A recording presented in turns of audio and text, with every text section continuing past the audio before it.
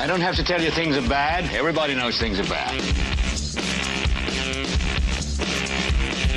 Everybody's out of work or scared of losing their job.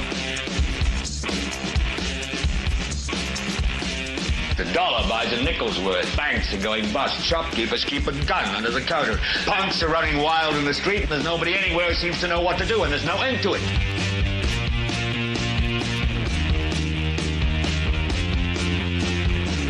The air is unfit to breathe, and our food is unfit to eat. And we sit watching our TVs while some local newscaster tells us that today we had 15 homicides and 63 violent crimes, as if that's the way it's supposed to be. We know things are bad, worse than bad. It's like everything everywhere is going crazy, so we don't go out anymore.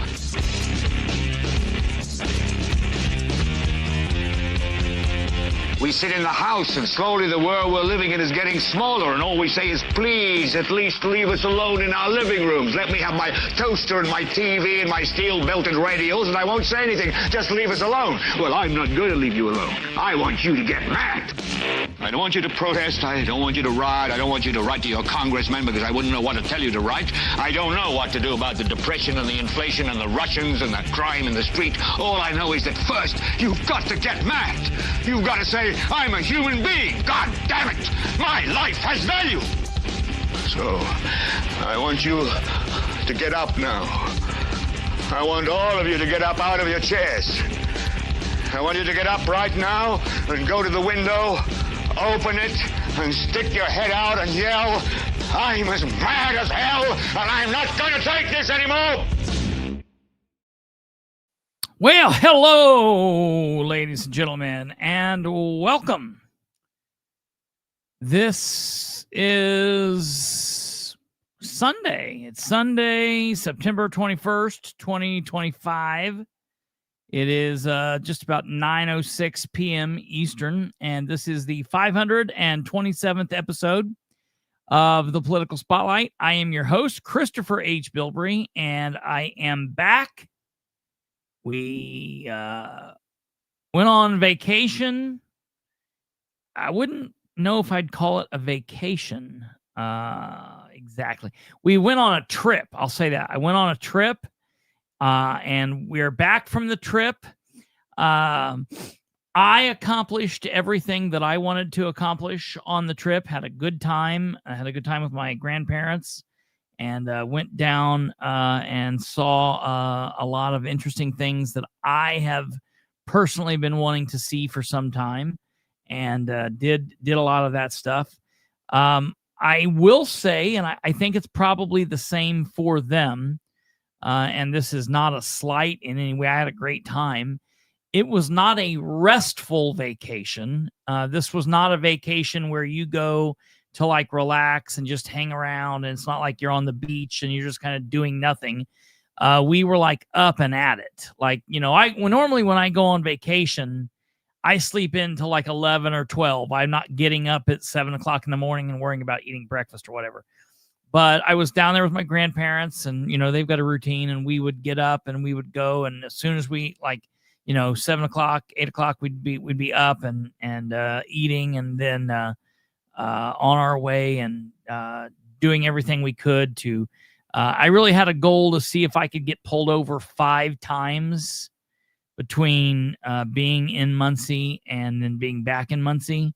I did not make my goal, unfortunately. We gave it a really good try, but unfortunately, we did not hit that goal. So better luck next time. But we did get to accomplish all of our goals.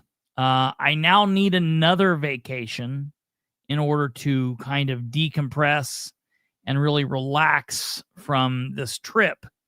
So I don't know exactly when we'll be planning that next vacation, but it hopefully will be sometime soon to kind of decompress and relax. Of course, if you watched, I want to thank Catherine for filling in on Thursday while we were gone. While I was gone, Catherine and producer Kate did a great job on Thursday doing what we do around here, and I want to thank Thank both of those ladies for stepping up and doing what they did. If you watched Wednesday night before I left, I told you guys really just about 15, 20 minutes before I went live, while I was trying to move some things around, I stumbled and fell outside in my driveway, just absolutely like straight on your face, straight down, like just directly over. And I hurt myself. I'm pretty sure that I messed up. See, I've broken my ribs on my left side. I've broken 3 ribs on my left side twice in my life. I broke them during a car accident, and then I broke them when I fell in the bathtub the day before the very first really big contentious commissioners meeting of the Delaware County Solar. And I was like slow moving. It was really, you guys remember that. It was, I did a show that night, but I think I messed those ribs up again. And so I'm still kind of dealing with that. Today's been the worst. I'm having a hard time kind of laughing. I kind of wince and have to hold myself anytime I like really hold myself in, anytime I breathe or anytime I look to the left, anytime I like laugh, it like hurts. So bear with me. So that's that. I want to pull these comments up here. Sorry. Welcome. Thank you to everybody. Meg, Karen, Sue, Catherine. Catherine says you make this look easy. You have my respect. Listen, I've been talking to myself since the beginning of time, since the beginning of my time. It always amazes me, the people who say they don't have that internal voice. There's like a certain subsect of the population, a certain amount, like percentage wise, I don't know how many it is, 20%, 30%, that say they don't have an internal dialogue, which is insane to me. People say like people that talk to themselves or have that little voice, people think those people are weird. I think that if you are just floating through life with no inner dialogue, you are an insane person. If you're just floating through life and there's nothing, like I don't even know how you'd know you were alive. I always wondered that about Helen Keller. Somebody that is blind, deaf, and what's it's not saying it the old way. The singing the lyrics to Tommy is not good. Blind, deaf, and dumb, but it's mute now. Mute. How do you know you're alive? You can't hear, you can't see. Like, that would be so weird. But people that don't have that inner dialogue, that's so weird to me. But yeah, no, it is not easy. It is really not easy talking, because I know that you guys are watching and a lot of you comment back and we'll talk. Sometimes I look and pay attention. Sometimes I don't. But it is kind of hard just going. So it's always easy when you've got 2 people. Like if Kate's up here and we're talking, of course, that's just like a conversation. If Catherine's on and Catherine and I on screen is never a conversation. It's Catherine talking and me trying to get in when I can. She doesn't breathe and she doesn't pause. So it's kind of hard for the other person to get in a word edgewise, but I do my best. That's really what toughens me up. Because I'm like, if I can do this when Catherine's on, I sure as hell can do it while I'm on by myself. I mean, what the hell?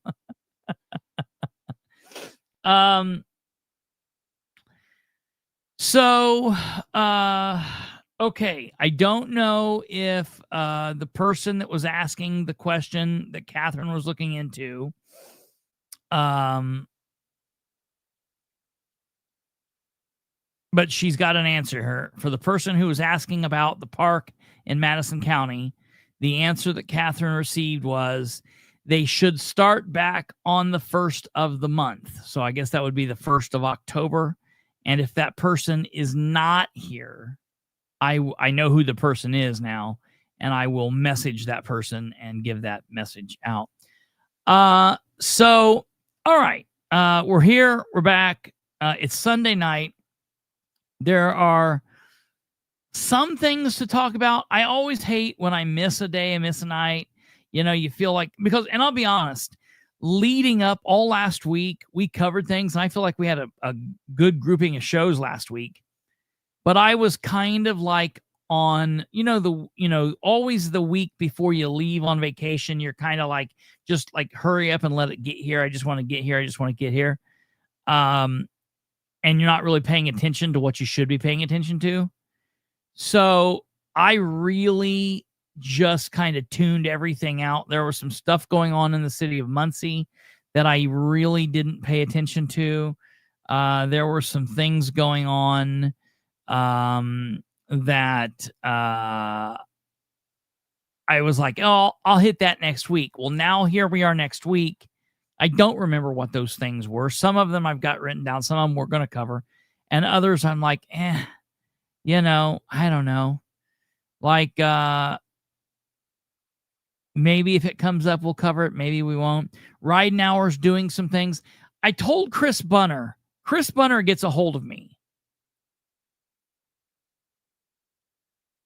Chris Bunner gets a hold of me last week or the week before and tells me that I need to watch the unsafe housing deal. And she gave me a time, and I watched that time. And then I responded back to her, and I said, oh, that's not what you thought it was. They're talking about something else. And we were both right. She was right, and I was right. So the exact time that she gave me, what I was talking about was correct. It was something else. But turns out that the mayor of Muncie actually did bring up the Southway Plaza, and they're starting to fine the person that owns it. Very small amounts of fine compared to the money we've given out. So I've got to look into that. I've got to do all of that. And I've got to look into a bunch of that stuff there. We have a Muncie City Council, a budget meeting coming up this week. We've got a Delaware County budget meeting coming up this week. On top of that, we also have Delaware County Council meeting this week. Just a standard meeting. We've obviously got a Board of Works meeting. We've got a Henry County meeting, a couple of them. Madison County will meet.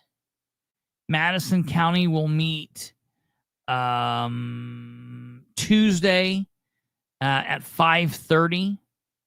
And so that meeting will get underway. We've got a lot of stuff going on this week, a lot of things that we'll be paying attention to. Tomorrow night, we're going to take a look at the Muncie budget, again, kind of what they're doing ahead of Tuesday, and the Delaware County budget. So I told you last week we would be doing that. We will do that again. We will do that ahead of Tuesday's meeting. Now, I'm really disappointed that they're not going to let us talk on Tuesday. I don't think that Muncie's going to... they're not passing the budget. They're not going to pass the budget until October 6th. So we'll take a look at that. We're going to talk a little bit tonight about the violence in Indianapolis. There's some just crazy violence. 15 different shootings between Friday and tonight. Friday night, Saturday night, Sunday. So really over the course of two nights, 2 days, there were major crazy shootings. I think 2 or 3, 4 maybe dead in Indy. Many injured. Another shooting here in Muncie. There's never a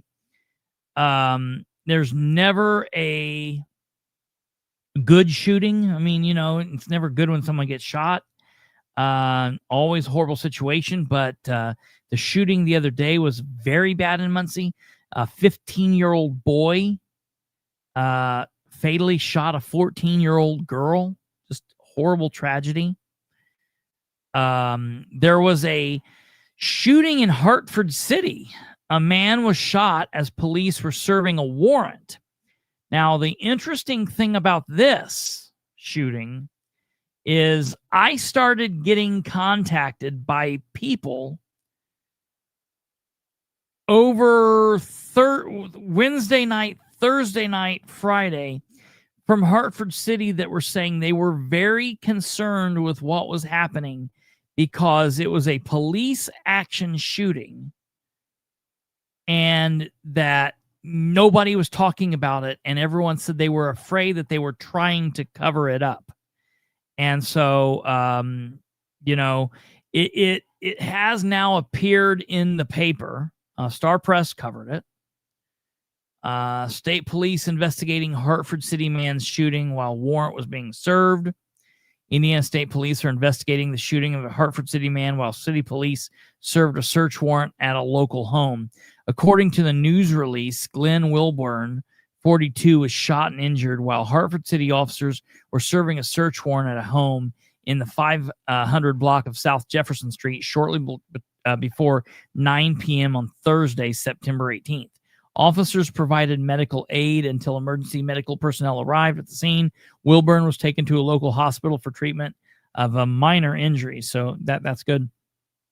No officers were injured, which, is, I guess, a good thing. I don't say I guess. It is a good thing.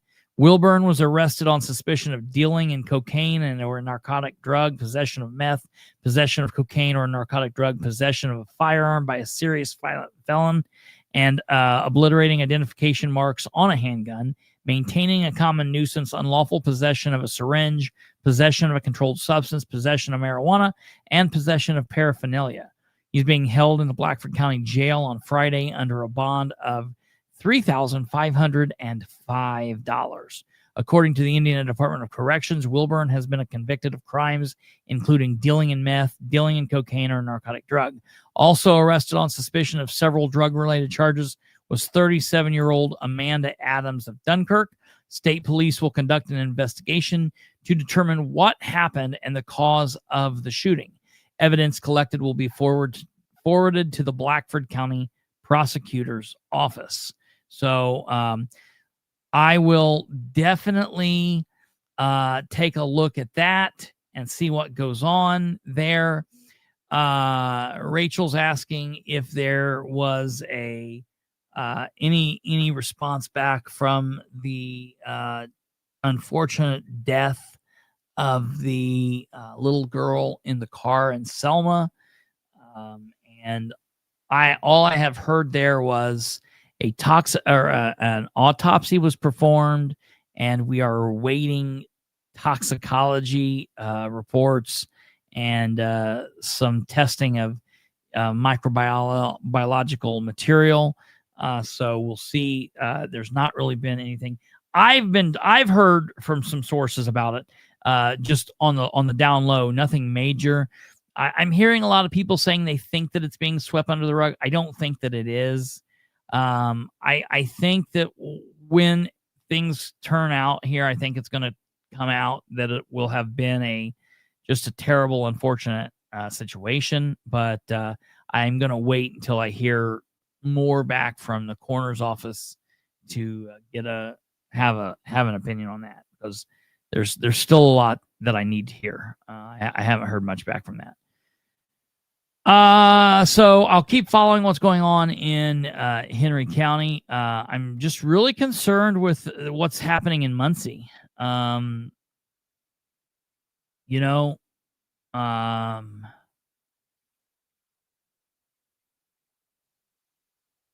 Muncie girl 14 fatally shot with stolen gun. 15-year-old boy taken into custody. The shooting was reportedly after 8 a.m. Thursday in an apartment on the 400 block of East Gilbert Street. 8 a.m. 8 a.m. on a Thursday. School not in session? Are we not on our way to school? What's happening there? That's a really weird situation. 14-year-old Muncie girl was fatally shot on the morning of Thursday, September 18th, and a 15-year-old male acquaintance has been taken into custody. Melissa Criswell, deputy chief of the Muncie Police Department, said the shooting reportedly shortly after 8 a.m. was in an apartment in the 400 block of East Gilbert Street. Emergency medical personnel from the Muncie Fire Department took the victim by ambulance to IU Health Ball Memorial Hospital, where she died. 15-year-old boy was detained at the scene and being held in the Delaware County Juvenile Detention Center on suspicion of reckless homicide, dangerous possession of a firearm, pointing a firearm, and theft of a firearm. Delaware County prosecutor Eric Hoffman and his staff will determine whether an effort will be made to charge the teen as an adult or not. We will be reviewing the facts and circumstances of the case and determine whether to petition for a waiver into adult court or not, Hoffman said. Criswell said the two teenagers were not siblings. She asked anyone with information on the shooting to call the MPD Detective Division, and that was the number.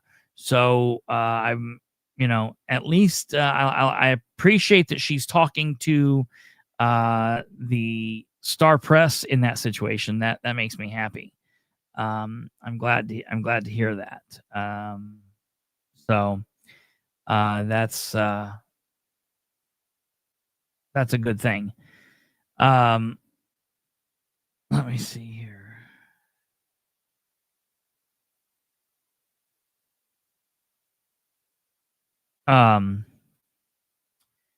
The indie TV news stations that were talking about this shooting, they were in Muncie on Friday and doing what they do. They were talking about the 14-year-old that was killed, the 15-year-old that was detained. Obviously, an investigation being underway. They're talking about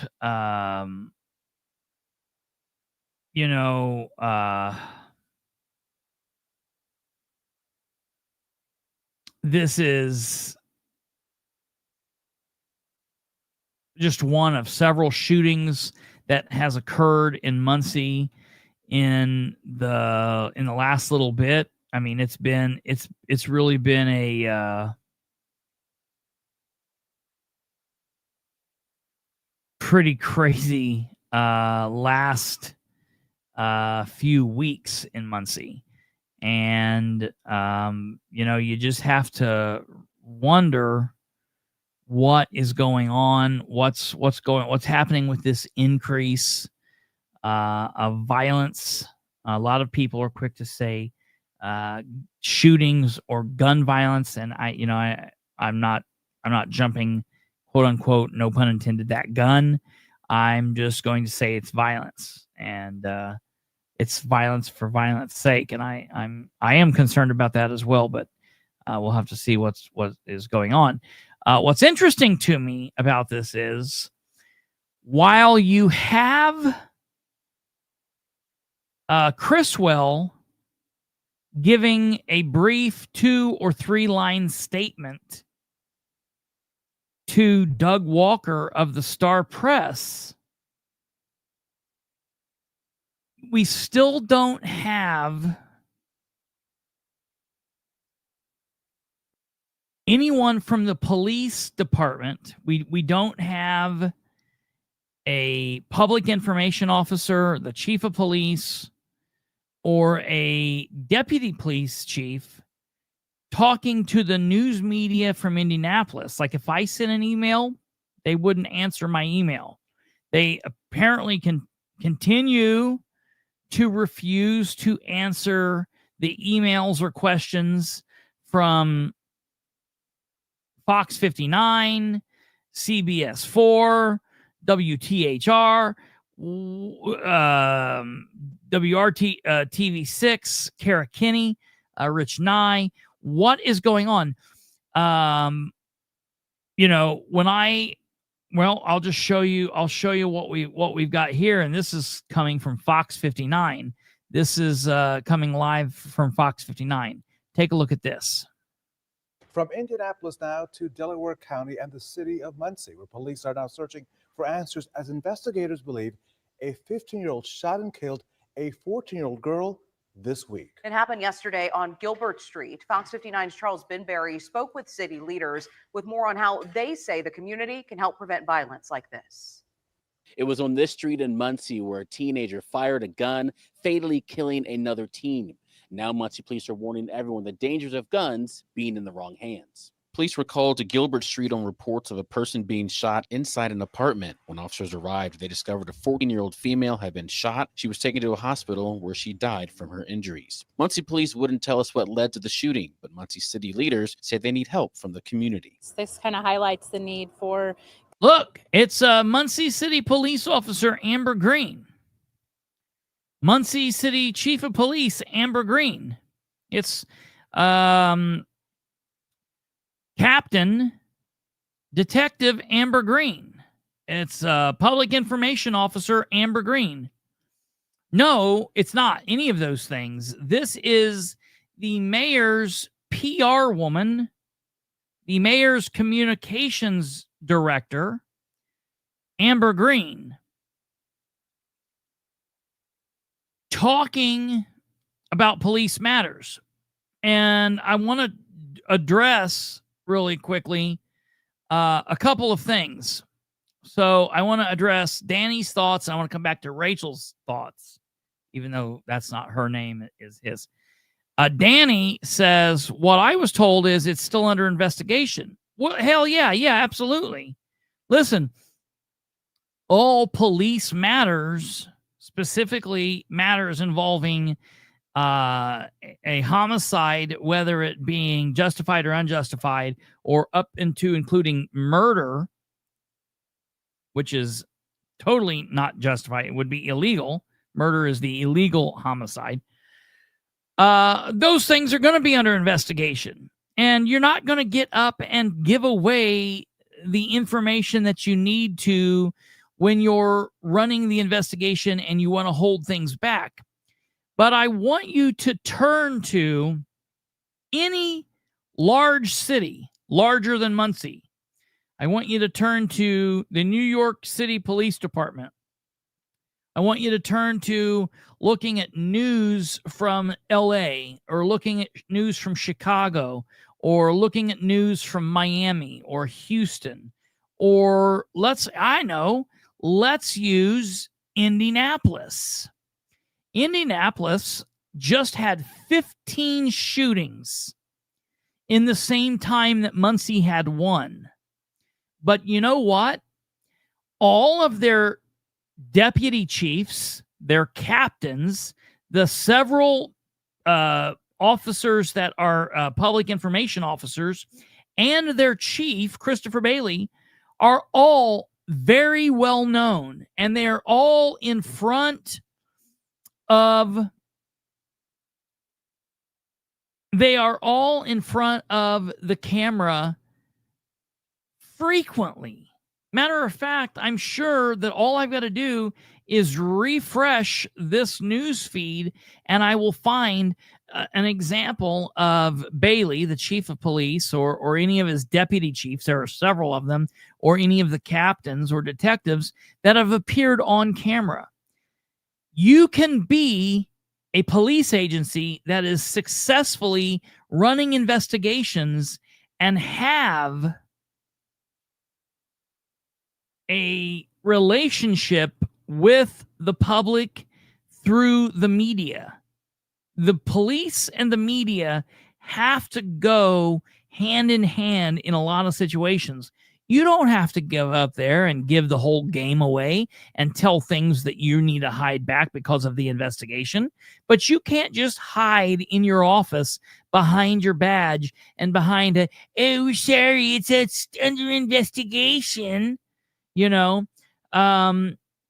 Amber is the communications director for the mayor. Now, listen, at the end of the day, the police chief and deputy chiefs work at the will, at the desire of the mayor. And the mayor when there starts to be shooting after shooting after shooting, fairly or unfairly, the mayor starts to wear that. And the mayor gets questions about that. So at the end of the day, if the police are not going to take to the cameras, listen, I'm going to tell you, I've talked directly to reporters from Indianapolis, and they are saying the very same thing that I do. The police chief will not return emails. The police chief and the deputy chief are very shitty towards the reporters. It's not just, oh, they won't answer Kristopher Bilbrey because he's some dumbass sitting in a studio somewhere and talking and, you know, whatever. He's not real, da-da-da-da-da. He don't matter. They're treating Fox 59, WTHR, CBS 4 the exact same way. The exact same way. So why is that? Rachel says, what happened to Deegan? He was actually very well spoken. He'd do great with the media. I'm going to tell you what happened to Deegan. Nothing. He's a deputy chief right up there with Melissa Criswell, working right hand in hand with Chief Sloan. And he's right there getting paid a shit ton of money, doing the exact same thing. But there's a policy that I like to call the Sloan Criswell policy. And it is a policy concerning the media. And the policy is very simple. It is, we do not communicate with the media. We will not communicate with the media. We do not talk to reporters. We do not talk to commentators. And we are not going to have this relationship because they believe that you can't successfully police and investigate crimes and do your job if you're also talking to the media, which is an asinine opinion from like the 1940s. It's time to get into the real world, have a relationship with the media, open that up. A stronger relationship with the media makes a stronger relationship with the public, and it makes it look like you don't have things to hide. Because at the end of the day, number one, there's one of two things is happening. They don't know what they're doing, and they're fumbling the ball, or they don't have any leads and they can't tell us anything, you know? So that's what it looks like. And you know what? Maybe neither one of those things are true. Maybe they're really getting in and busting ass and doing a great job. They need to tell that. They need to give this information. And at the end of the day, if they're not smart enough to put out a media response that doesn't tip their hand, then we really need to question what's happening. Now, I'm going to give Amber and Mayor Dan credit for having Amber come out and talk. Because if we didn't have this, there would just be nothing. So, you know, for those that don't like Amber or for those that don't like how she rolls or whatever, I will give Mayor, and you know, I'm not a fan of Dan, you know, I will give Dan credit for having her come out and say at least something. Let's see here. No. She can't. No, I mean, look, Amber's not over the police, so she can't make them speak. As Rachel said, can't she direct them? But you know, mostly Sloan policy. I'll tell you, while it probably was mostly a Sloan policy, Criswell has really gotten on and taken I mean, she's got the bull by the horns, and she loves it too. They have insulated the police from accountability, transparency, communication, and really, in my opinion, from the public, and that's really a shame. That's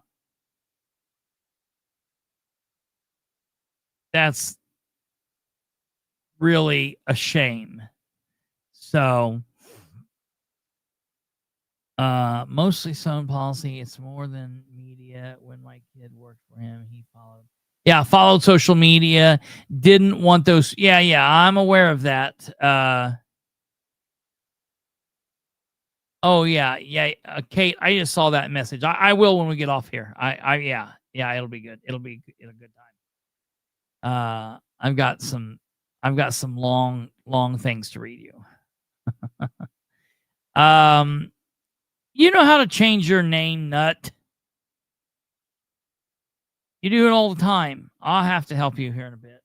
All right, let's go and listen to the rest of this, see what she says here. I've not even listened to all of this. Community protection, community involvement. Anytime a gun is ending up in the hands of a teen, I think it highlights the need for protection and safety. The 15-year-old is being held on 4 initial charges, including reckless homicide. City leaders stressed how important it is that parents find a way to keep their kids away from guns. Just make sure you're keeping those guns away from your children in a safe, in a locked environment that they cannot access. Muncie officials also want to remind families like there common are sense. resources available for teens who need help. Get involved with your neighborhood, your community groups, your church groups. Talk to your pastors, your community leaders, and there's tons of opportunity for them. In Muncie, Charles Bilbrey, Fox 59 News. So that was that. Muncie, where police are now.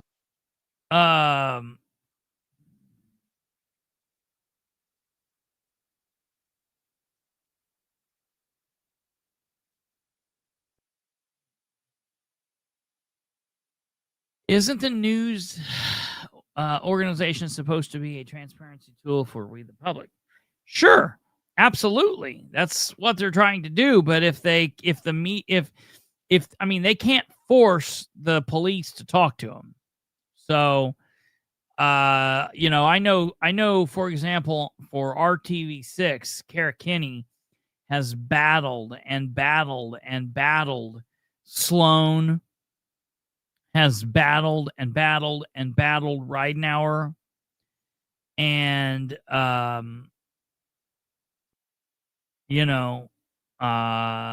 she fights anytime she gets a chance with the public access counselor through the courts, and they just still won't do anything. So it's rough.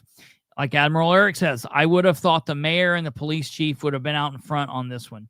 This is the death of a 14-year-old girl.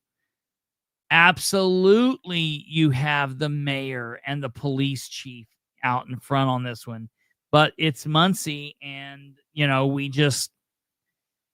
don't communicate if there's at all a possibility. I think Dan cried that one time, and he's like, okay, no more. I can't do that again. So he's like, I just won't do it. And it's really rough. I don't know what you mean, Alva. You said today, Sunday. Today, Sunday, what? Today, Sunday. So yeah, I'm just real disappointed. This follows a pattern with the police department, and it's really unfortunate. It's rather unfortunate. So it is what it is. Okay. That takes us now to Indianapolis, man. 15 shot over the course of a violent weekend. 15 in Indianapolis. That includes mass shooting and a triple shooting. Summer in Indianapolis started with a mass shooting and ended with what is this?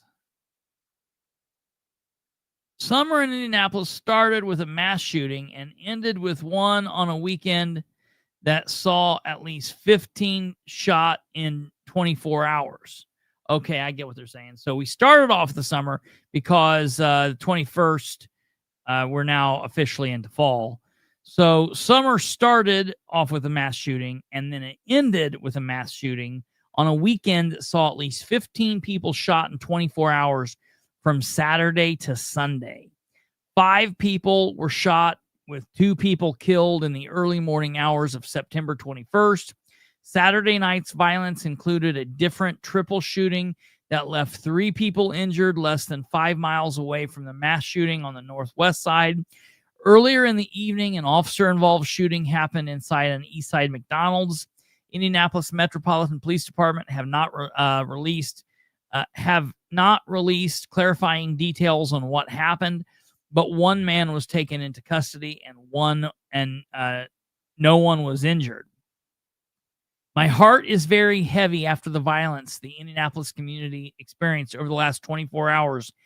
Indianapolis Metropolitan Police Chief Chris Bailey said in a statement online on the 21st.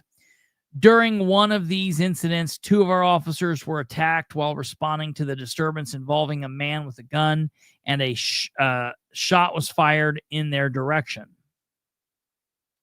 Bailey said the department understands how nights like this can shake people's sense of safety, but IMPD remains fully engaged and continues to do its part to keep neighborhoods safe.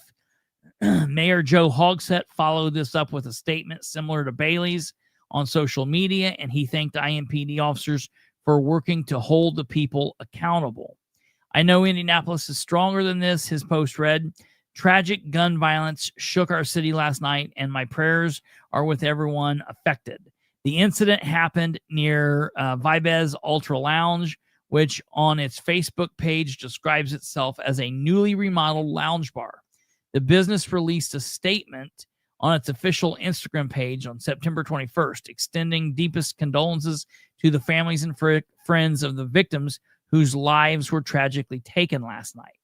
While the details are still emerging, we know that we have lost beloved members of the community whose absence will be profoundly felt. The statement read, "This is a time for healing and from this senseless tragedy. Please keep the families in your thoughts and prayers." Just after 2 a.m., police were called to the 6800 block of Shore Terrace on the city's northwest side. Officers found 5 people shot. Indianapolis Emergency Medical Services took 3 to the hospital, and 2 were pronounced dead at the scene. One other individual believed to have been injured in the same shooting walked into a hospital shortly after, and another walked into a fire station. Their conditions are unknown. Investigators believe the mass shooting stemmed from a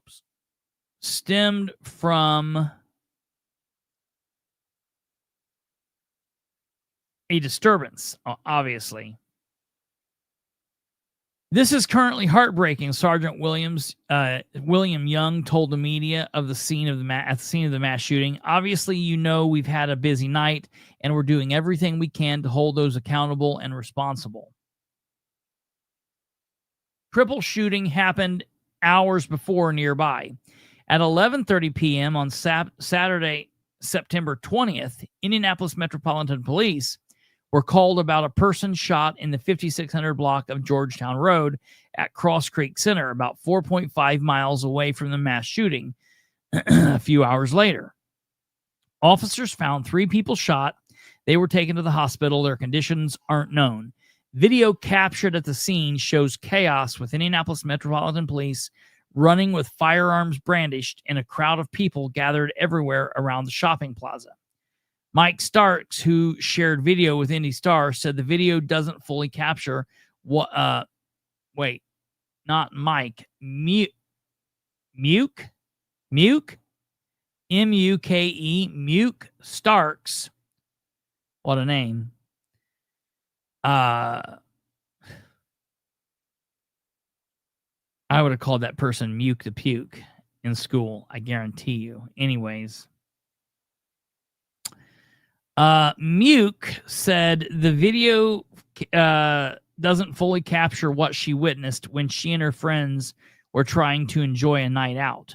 We had just come from a car show at the fairgrounds, Muke said. Everybody was supposed to go see All Stars Sports Lounge and Grill, and while we were driving in, we saw the shooting. I saw a man drop to the ground, and police started running with their guns. Person shot and man arrested in the 3300 block of North Central Avenue. At 7:05 p.m. on September 20th, Indianapolis Metropolitan Police were called to East 33rd Street and Central Avenue on the city's north side.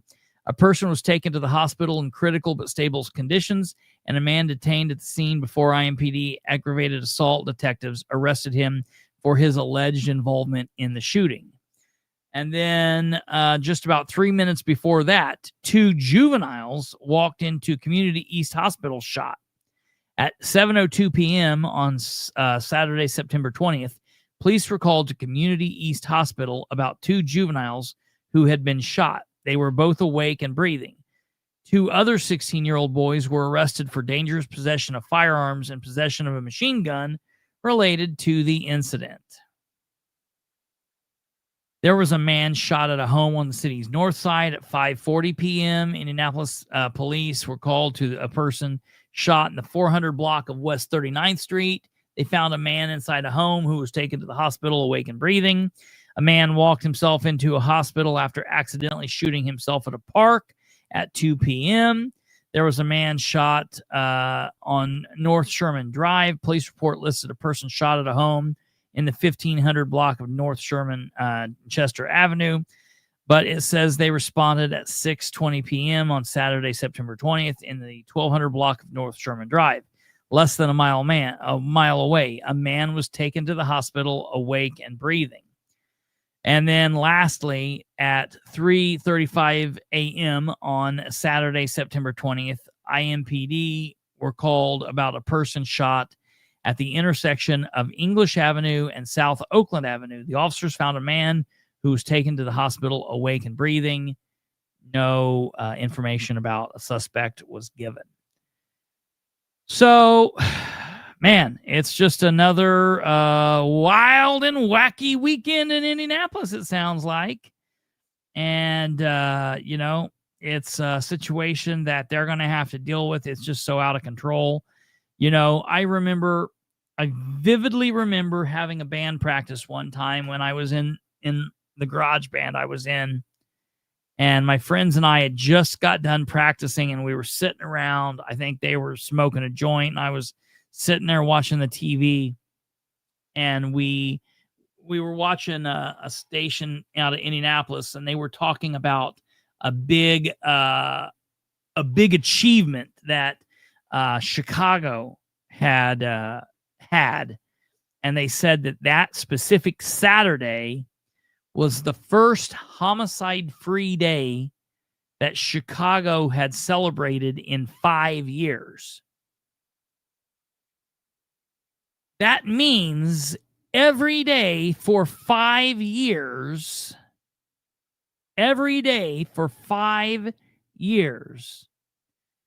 Chicago police dealt with at least one person being shot, killed, somehow killed, shot, strangled, whatever. Now, that always struck me as rather odd because, that's a lot of people. But think about, that's just the ones they knew about. There may have been lots more that they didn't know about. That's Kate's saying right there. I was just getting ready to figure it out. That's almost 2,000 deaths in a 5-year period if it was just one a day. And I guarantee you that there were more in a day. They just didn't know. Maybe they didn't find them until like years later, a week later. Maybe they never found them. But I guarantee you there were more people. We just didn't know it. And maybe there was the day that they didn't have one reported. Maybe it wasn't reported, but maybe one actually happened. And that's a city that doesn't allow guns. Think about that. Well, we might not be shooting a person a day down here,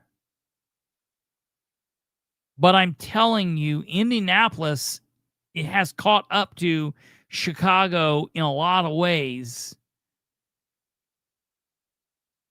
And it's really bad. And then you say, okay, well, that's Indianapolis. It's crazy. But you look at Muncie, and Stumblefoot's right. You don't. That's like hiding the statistics, the crime statistics, and not being real about it, not being open and transparent, is like saying, oh, well, I got cancer. I got diagnosed with cancer. But then going to the doctor and say, I want you to treat my cancer, but I'm not going to tell you what kind of cancer I have. and I just want you to treat it. I just want you to treat me for cancer, but I'm not going to tell you where, what, how. How could you treat it? How could you treat that? You couldn't. How can you start to fix the problem when you can't even be serious about it? So that's what's going on there. That's the big run. I don't like doing all the police deal. This is not a police blotter show. I'm not a true crime podcast. I'm not into all that. That's a whole past life, and I don't do all of that. But there's political blowback from this, as there should be, or it needs to be if there's not. This is something that we need to consider, from all the way here in Muncie, Indianapolis, to the United States as a whole. It's definitely something that we should be looking at.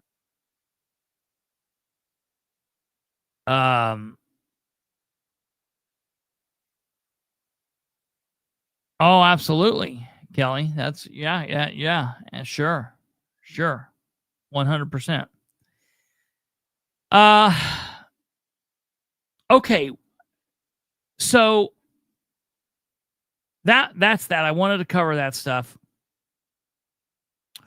Trying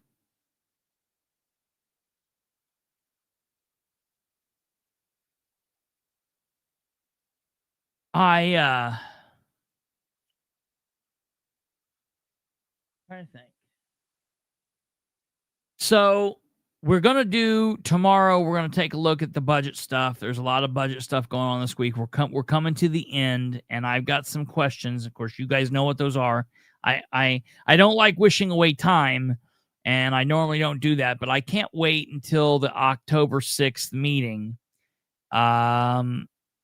because I can't wait to find out. I can't wait to find out what goes on with a couple of these things and to ask some serious questions. I'm also needing to jump back in and find out what's going on with the Southway Plaza, what Dan's got going on. I've got some record requests I'm hoping to be getting to the bottom of here in the city of Muncie soonish. And so I'll keep you guys posted on that.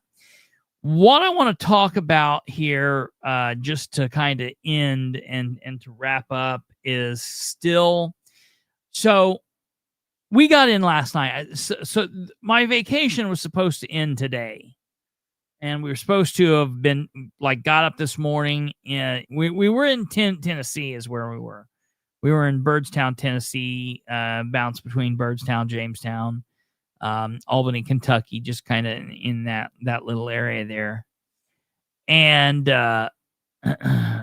we were going to get up, eat breakfast today, and drive back today, but we got done doing oh yeah, it was amazing. It was amazing. Yeah, I've got to look at what's going on at the Muncie Mall.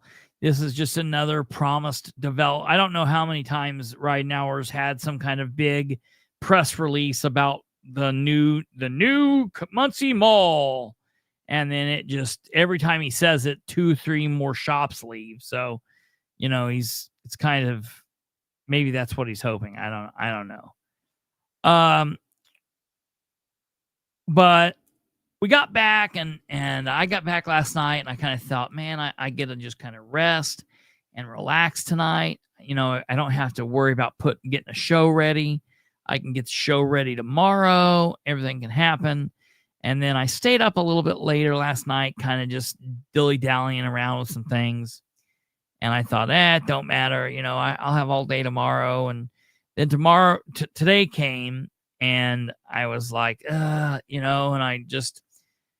I've been watching some stuff on the national stuff. You just can't escape it.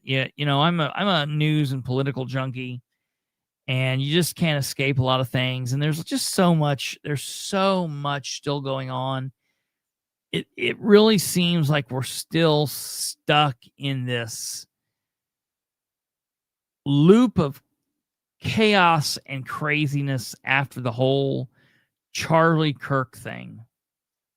And there's a lot of people saying different things and people yelling this way and yelling that way. And, you know, we've got people fighting each other. You got left and right fighting each other. And you've got various people on the left fighting other people on the left because they're not going hard enough.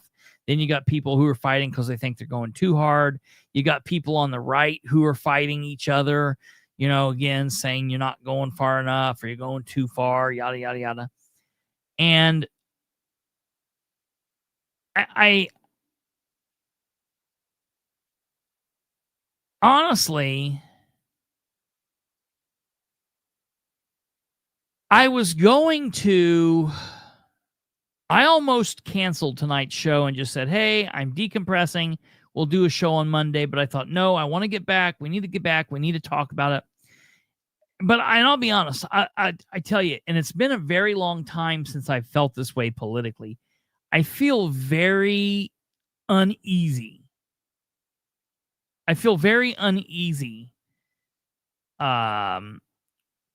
Politically and thinking about things and thinking about where things are and just a lot of things I feel uneasy about.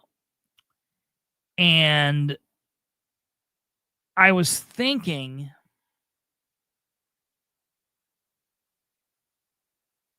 you know, it's the feeling of like I'm just waiting for the other shoe to drop, you know, and then there's a part of me that's like wanting the other, like it's not.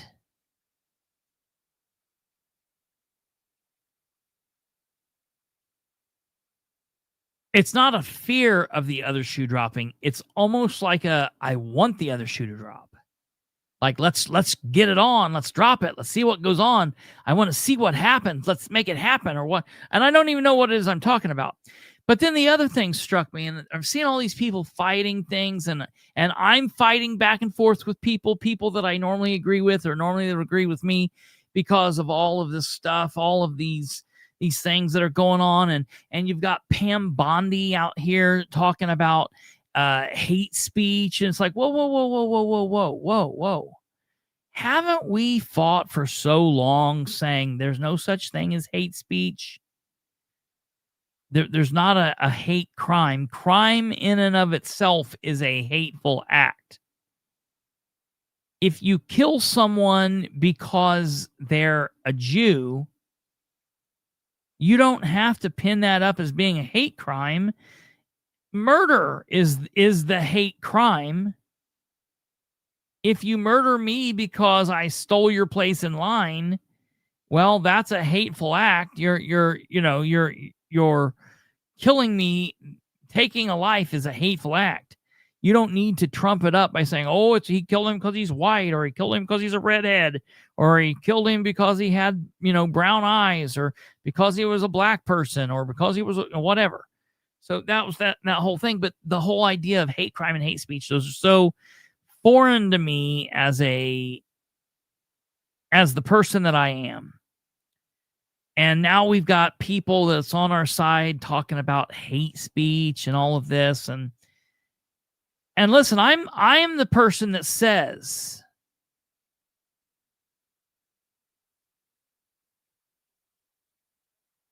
freedom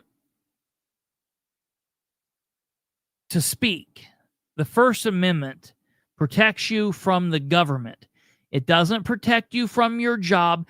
Let me find this, because it's crazy to think about this, but David Portnoy said it really good. El Presidente. Let me find. Let me get this post by the El Presidente. I want. This is, he said it right. Let me find this.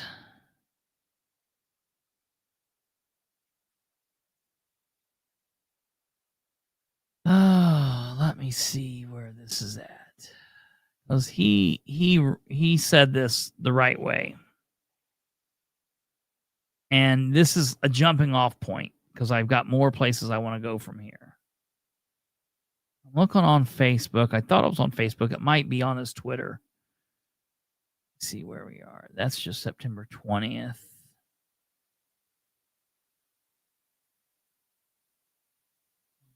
Come on, tell me where you are here, dude.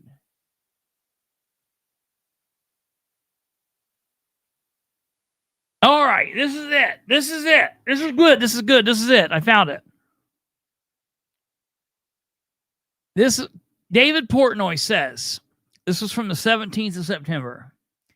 With Kimmel getting canceled, I'm seeing lots of people talking about the hypocrisy of cancel culture. To me, cancel culture is when people go out of their way to dig up old tweets, videos, etc., looking for any kind of the minor, smallest dirt on somebody that they don't like, specifically because they don't like them, in an effort to attempt to get them fired. For example, like if Kimmel would be canceled today for some shit that he did on the Man Show because somebody went back and dug up a blurb, a thought, a skit, a piece of video from something he did 30 years ago on the Man Show, and they sent it in demanding that he be fired and demanded that he be canceled, that would be cancel culture. But when a person says something that half of the population find offensive, rude, or dumb in real time, and then that person is punished for that in that moment, that's not cancel culture. That is consequences for your actions. And I very much agree with that. I get brought back to, I think it was the Indy 500 2 or 3 years ago. There was this young guy, or it might have been the Brickyard. I don't know. I don't know racing. I hate racing. I don't care about racing. But there was this young guy who was from Ireland, and he was having like this meteoric rise, and he was the pole sitter for whatever race. I think it was the 500, maybe, I don't know, maybe it was the Brickyard, whatever. Hell, it might not have even been in Indianapolis. Maybe I'm making that part up, but this kid was going to be the first starting position. And he had all of these great endorsements and everybody loved him. And because he came out and some people didn't like that he was shooting to the top so fast, they started doing all this research on him. And his father, 30 years before that point, like when this guy maybe wasn't even born yet, his father had also been a sports figure. And on a slice of TV footage in Ireland, while talking to Irish people, his father had said the N-word. And they dug that up. And because this man's father had said the N-word before the man was even alive, this young guy's endorsements were gone. They dropped him. They pulled him. I think he got suspended from racing, and his career was over. That is wild, out of line, crazy cancel culture. Because they went back after the fact and they talked to the father, why would you have ever done this? Why did you say this? Are you a racist? And come to find out, that word has a different meaning altogether in Ireland. He wasn't referring to a black man when he said it. He was referring to another white man in their culture in a different thing. And so this kid got canceled because his father used a word 30 years ago, and the kid got canceled now. That's cancel culture.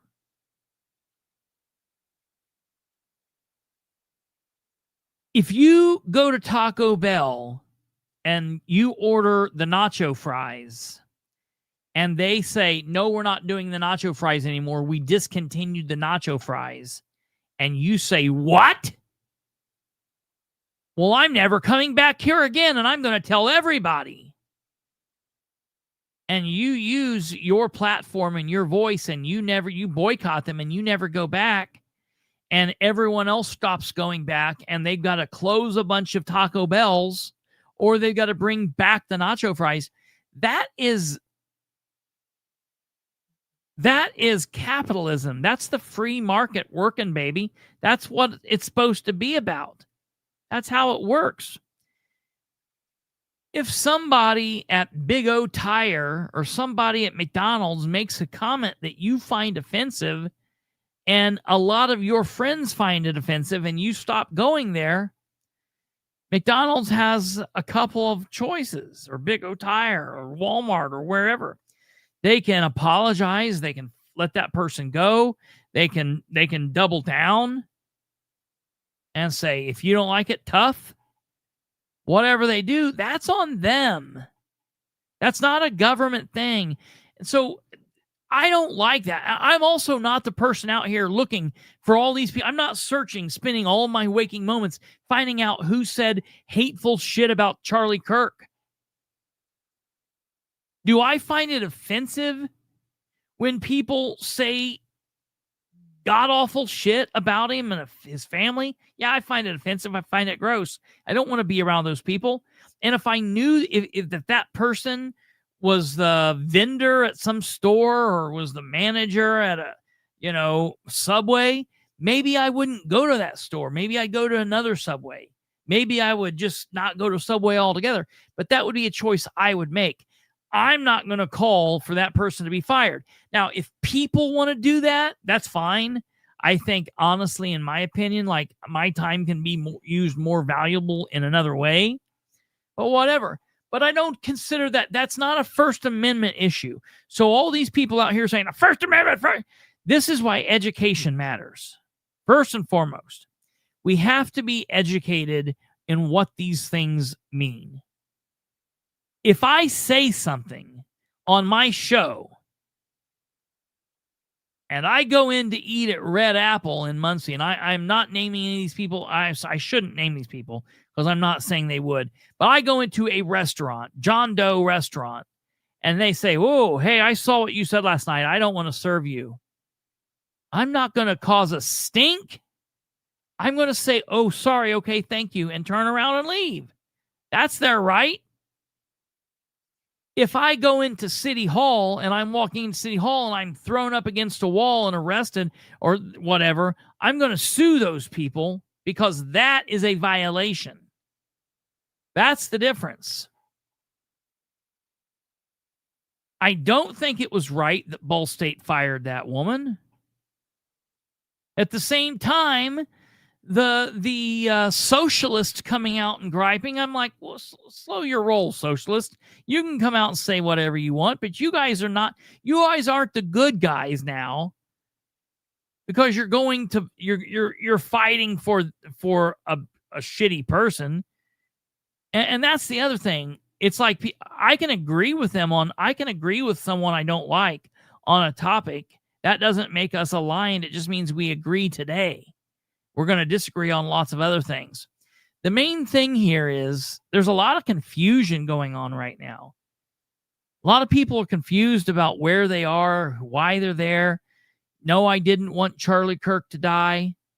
Yes, I'm glad that I think we've arrested somebody. Do I want it to be a right-leaning person that did it? No. Do I care if it's a left-leaning person? I don't care who it is. It's a bad guy, whoever it is. Am I questioning if this all lines up, if it's all a neat package? Yeah, I am. Hello. I saw him. Listen, I've read these these text messages. I saw that. Yeah. Yeah. I read these text messages, and I'm telling you, something is wrong with these text messages.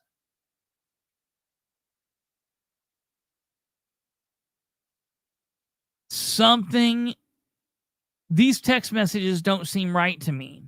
And Candace Owen is calling these people out. Now people are dumping on Candace. Look, it's okay to ask questions. It doesn't make you the enemy to ask. Like, it's stupid if we just say, oh, hey, guess what? The government's telling us everything's been caught here, wrapped up in 33 hours. 33 hours. Masonic 33. Oh, that's, whatever. You can go down a rabbit hole. Now, don't get weird, but it's okay to ask questions. Keep in mind, this is the same federal government that told us Lee Harvey Oswald did it in 3 shots from the Texas School Book Depository, yada, yada, yada. There was no one on the grassy knoll. Everything was good. It was just as it was packaged and sold to us, spoon-fed right to us. It's possible for Charlie Kirk to have been shot, and that'd be bad. And now there's people questioning his wife. People saying, well, look at what the wife has going on. There's a lot of stuff going on with the wife beforehand, and people are saying, how dare you? How dare you? No, it's okay to ask questions. It's okay to hate what happened for Charlie Kirk. It's okay to hate it for his wife. It's okay to hate it for the wife and the children, and to hurt for the wife, and to hurt for the children, and to hurt for Charlie, who lost his life, and to feel all of that at the same time, to be confused about how you feel about her kissing on him in the casket and saying like, this is makes me a little uncomfortable. I don't know. I think this seems weird. It's okay to say, as a Christian, my religion, my belief tells me that the Jews are God's chosen people, and that I back and support the Jews, and I can back and support the Jews, and I can still question Israel. I love the question that Tucker asked to Ted Cruz when Cruz was throwing it up at his face that, the Bible says that we have to support Israel. And Tucker said, do you mean Israel as in Benjamin Netanyahu? The Bible says we've got to back and support and not question Bibi. Does the Bible say that we have to not question the paramilitary state that was created in 1947? Or does the Bible say that we have to back and take and support the Jewish people? If a segment of the Jewish people does something heinous and horrible, do we have to support that? The Bible says honor your mother and father. What happens if your father's a serial killer? Can you love your father and still condemn his actions? Hate the sin, not the sinner? I can support, I can question all of this stuff and be really confused about it. And the number one thing, and the biggest thing I'm getting here is I'm seeing people say, well, people are asking me if I'm a Republican or Democrat. Well, first of all, why is anybody asking any of that? That's nobody's concern. But second of all, everybody's so concerned over that. It's okay to say, I don't know. I don't agree with any of this bullshit right now. I'm confused about it all. I know I'm not a progressive. And I know I'm not a Nazi. I know I'm not a racist, and I know I'm not a fascist. But there's a lot of confusion out here, and it's okay to be confused.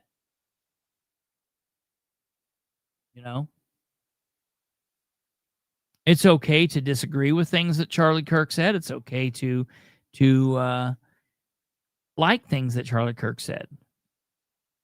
It's okay for people to say, I look at Charlie Kirk like Martin Luther King, and it's okay for people to say, I don't like that comparison. Both of those things are okay. It is okay for someone out there to say, I didn't like him as a human, and I'm sorry for his kids, but I don't really care that he's dead.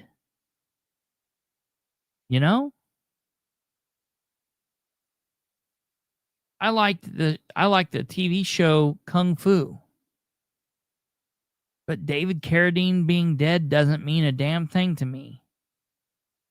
I didn't shed no tear when David Carradine hung himself in a closet doing whatever weirdness he had going on. That didn't mean anything to me.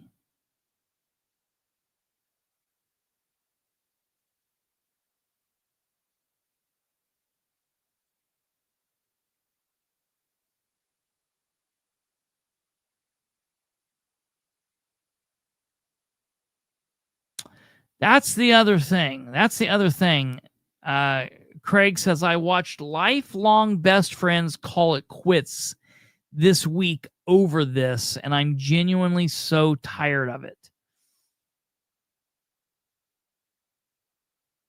Hopefully that's not, I'm not saying it's not true like you're lying. I'm saying hopefully that's not true. They're calling it quits. Like they could be mad at each other and maybe they won't talk for a couple of days or a couple of weeks or a couple of months, or it might be a couple of years. Hopefully at some point they can reconnect. I mean, it would really be bad if that was the case. And I am tired of that too. Like Kate said, it's very culty. Politics has become the new religion. And it is very tiring. This is why I am so forceful and demanding of telling people, look, you don't want to just walk away from paying attention. I think that's very dangerous. Saying, I'm just not going to pay attention no more. I'm not going to look. I'm not going to watch. I'm not going to listen. That is very dangerous. You got to keep an eye on what's going on. But you have to put down the whatever it is that's making you so drawn to it, to be a cult or a religion, and pick up you know what, I'm going to be active in my community. I'm going to get involved in my community. I'm going to really make a difference where I am. I'm going to try. And if that means getting involved to the level that I'm involved, or if that means just really following who runs and making the best choices when you go in to make the election, so be it. You got to do what's good for you. But the number one thing that people need to do is to don't let the fact that they're telling you that we have to hate each other, don't let that permeate your body and mean that, make you feel like that's true. We don't have to.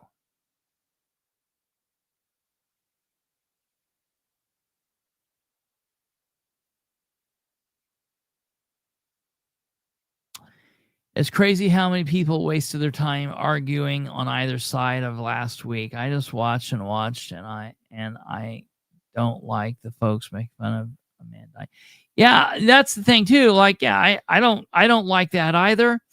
And it lets me know, like, I mean, I'll be honest, I think some of these people, like, I have no problem saying that I feel like some of these people aren't people. I think it's demonic. I think some of these people are clear. It's just demonic. That's my opinion. I don't have to like those people. And I can tell them that.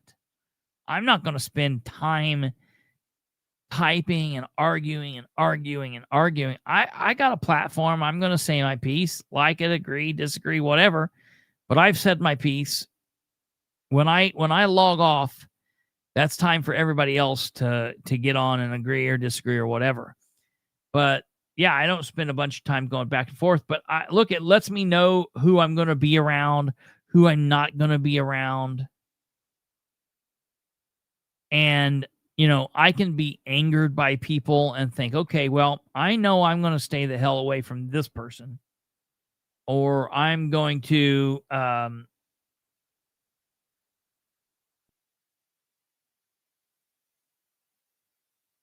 me show you something.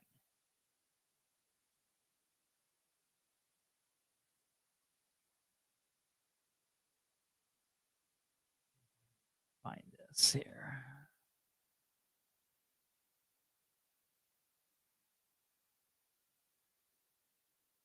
There was one specific thing.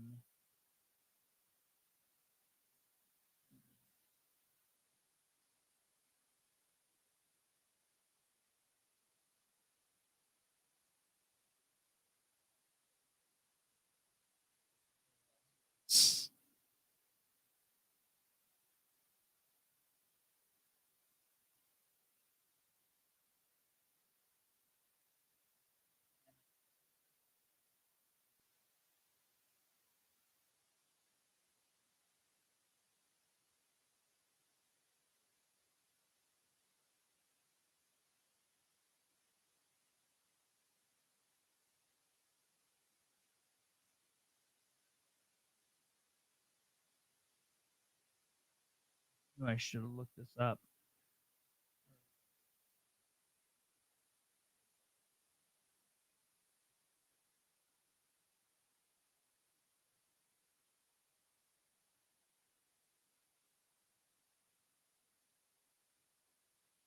Oh well, there was a specific guy that I watched a couple different times.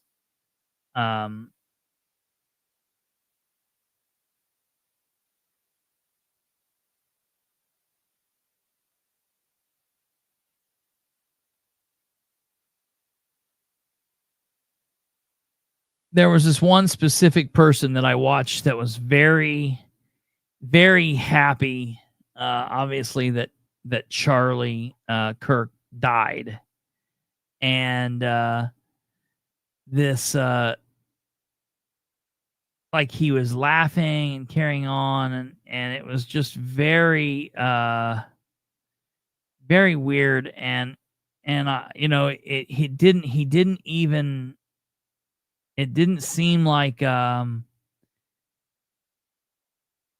human to me. It seemed very, very demonic, and I just thought that. But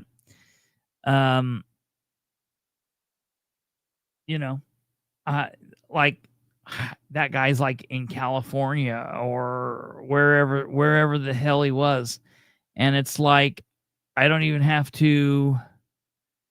I'll never be around that guy. I don't give a shit what he's saying. I don't care where he's at or what's going on. He can say and do whatever he wants to do, and it doesn't affect me. That guy doesn't affect me in the least bit.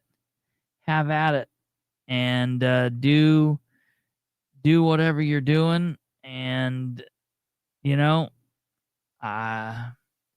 maybe one day that person will have a come to Jesus meeting before it's too late. And hopefully that happens. I don't know. I know that if I was in a situation where I would be around that person, I would do whatever I could do to not be around that person. But I'm not going to spend any time. I've got bigger fish to fry. I guess that's what I'm getting at. They initially angered me, but I'm glad they spoke out because that just shows you what kind of people they are. That's exactly that's absolutely, and that's the thing. So that's that. The biggest thing that I've been saying is it's okay. It's okay for you to be confused about things right now. It's okay for you to be mad about what happened to Charlie Kirk. And it's okay for you to say, I don't agree with Pam Bondi talking about censoring, people and hate speech. And it's okay for you to like if a private corporation gets rid of somebody, it's like, okay, you can share that. But you can also say, I don't like cancel culture. You can agree that there's differences between what cancel culture is, between, what David Portnoy said versus what we're seeing. You can have, we're all human beings with very complex thoughts, or at least we should have complex thoughts and feelings and emotions. And you should be able to have various different opinions about all of this, and people be okay with that, because they should also be able to have various complex emotions. You shouldn't fit neatly into one little box. Oh, I'm a Republican. Rob Kendall's going to talk tomorrow on his show about the fact that he's now being uninvited to Lincoln Day dinners. He's now being blocked from going to Lincoln Day dinners. And one of his good friends, a guy that he's had on the show many times, Jerry Lopez, is now going to fight him about it, wants to argue with him and debate him about it. Rob, you're not a good Republican in good standing.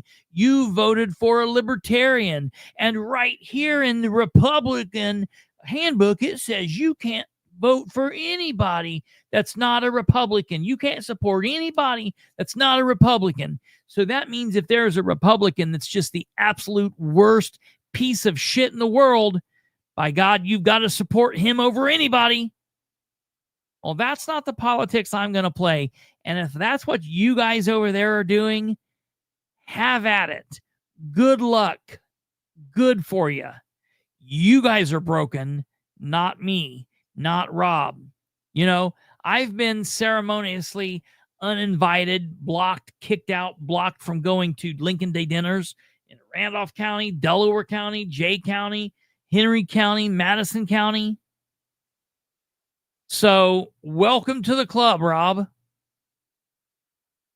I just hate it because there's people that want to get involved and they're trying to get involved, and this is waking people up, but people look at it and like, dude, this is so confusing. Everybody's all over the place. It's like, welcome to the party. Come on in, buckle up, or else you'll get a seatbelt ticket. I just got mine on Friday, so it does happen. So that's it. That's the message I wanted to convey. I hope that at some point we're going to get out of this and get back to normal, but I also don't want to. I also don't want to. I want to keep it going, and I want to talk about it. But it's just this weird feeling. We'll get through it, and we're in the new normal now, and this will be what it'll be. So, hey, we're gonna go. We're gonna wrap up. The last thing I want to say, and I want to announce this. This is a big deal. We're now on the official countdown. Tomorrow when we wake up will be Monday, God willing, Tuesday, Wednesday, Thursday, Friday, Saturday. 6 days. We have 6 days until episode 1 of the Bilbrey and Clark show drops on Saturday, September 27th, 2025 at 3 p.m. This is going to be a big thing, we hope, or it'll be a disaster. We'll never know until then. We hope that you will come and watch, that you will subscribe to the YouTube channel, youtube.com/@Bilbrey Clark Show, youtube.com/@Bilbrey Clark Show. You can also find us on all podcast hosting sites, iTunes, Apple Podcasts, Spotify, iHeartRadio, Amazon Music, all of that stuff. And you can find us at the home link, bilbreyclarkshow.fireside.fm. Okay, that's there. You can find us on Facebook at facebook.com/Bilbrey Clark Show. You can find us on X at x.com/Bilbrey X Clark, or at Bilbrey X Clark on X, I guess. And then our email is bcshowdump@gmail.com. But I am going to announce this. One day early of Saturday the 27th, we are going to have a special screening of the show. And it's going to be at a location. I'm not giving out that location just yet, but it's going to be at a location pretty close to basically anybody. If you're here in East Central Indiana, it'll be close to you. If someone is interested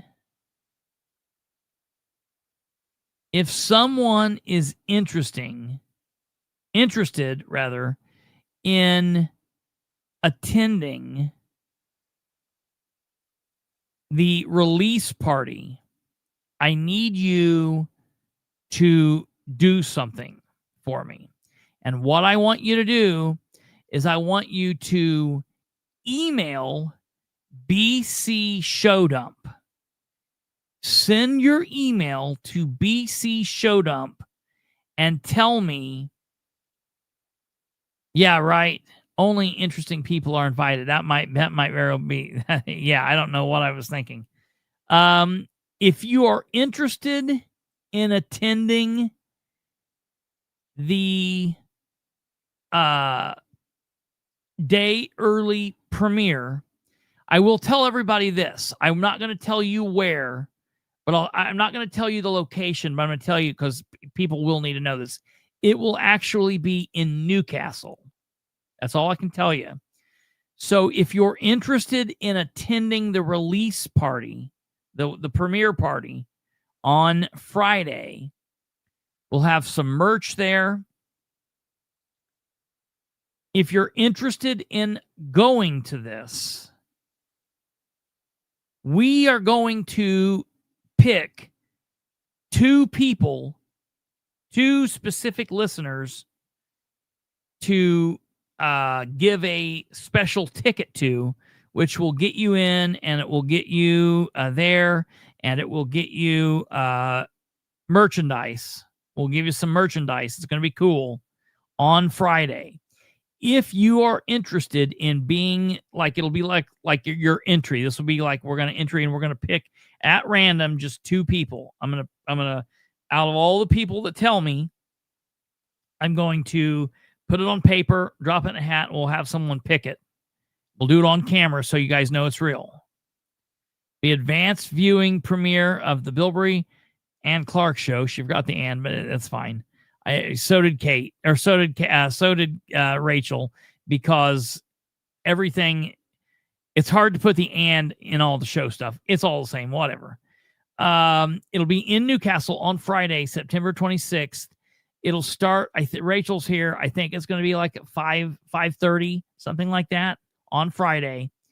Email the show and you'll get some merchandise. I believe that they will do food there. It won't cost anything to get in, Rachel. I don't think it costs anything to get in.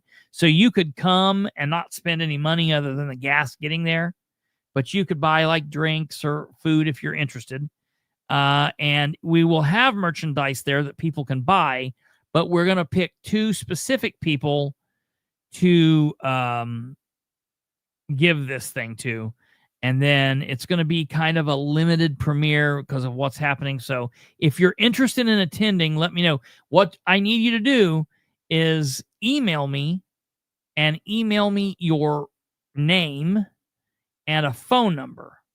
I won't put the phone number out. No one will know it. I'll just have it. And that way we can communicate with you. and I will pick it. So it should be very, very interested. And look, you watch the show with Rachel. Rachel don't have a problem in talking at all. We've got other clips that'll come out this week that will show Rachel as well. Rachel's got no problem talking. She's not specifically a Catherine. It's more of a 50-50 type of a thing. But but you said 6, but I told you that it was, remember that it was actually like an hour and 33 minutes. So I didn't know if it was 5:36. That's close enough. That's the same thing. So I think the showing will start at 6. You could probably get there a little early. It wouldn't be bad, but the showing starts at 6. So obviously you'll have to get there early, but be prepared for that. And we'll do that. And we'll let you know, but you got to start getting it to me. Don't delay on this. You need to get this shit into me quick, so we can get stuff going and let you know what's happening. So, all right, that's going to do it. Hit the like button on your way out. If you haven't already, you want to make sure that you smash that like button and do all of that. Let us know you love us. We will see you tomorrow back here at 9 p.m. And hey, really consider it. Can buy food and drinks there. It's a beautiful location. Don't say too much. People will guess it if you're not careful. But it's free to get in. So if you're someone that just doesn't do things normally and you're sitting at home and you think, yeah, that may be fun, we can go hang out with them or whatever. We're gonna show the thing, talk afterwards. You still have to go on Saturday and watch it and like it and comment. So we don't get screwed up in watch and view times. But we'll talk to you more about it on Friday if you come. And I'll be talking about this every night this week just to make sure people are understanding. So, all right. God bless each and every one of you. Have a wonderful rest of your Sunday. Have a great start to the work week. And we will see you tomorrow night. Good night. God bless.